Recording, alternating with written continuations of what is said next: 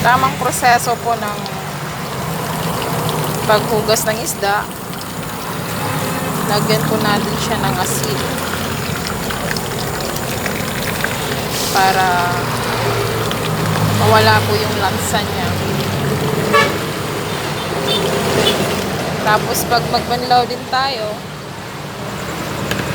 kailangan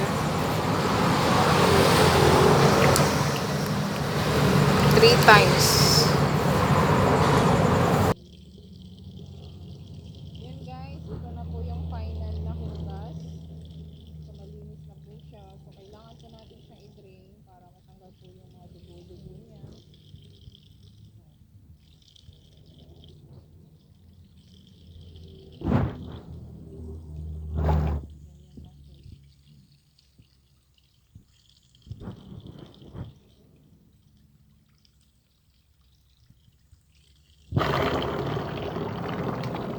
Always use a right hand to wash kasi sa mga sa mga Muslim people kailangan nasa tamang proseso ang paggamit ng kamay. Ayun po, final na po siya. 4 na po siya na beses na hinugasan ko. Kaya dapat i-drain siya. I-drain na siya. Yun.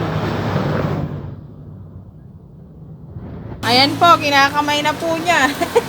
Ow. Ayan po. Gamit ng right hand. Ay, niluluto po ni Sir Alvin. Ayan o. Salamat po sa pag-assist sa akin. Char. Naong ni mo. Alam ko naman marunong ako, pero alam mong ikaw talaga ang gusto mong Sige. Dako kay mata. Yan. Pag final po, ipashow ko po yun mamaya. Wow, this is the finish. Asa pa yung ilungan, men? Pulang ko ano? Yes. Asa man? Liwan. Ha? Wala ka. Dinuguan? Saglit lang.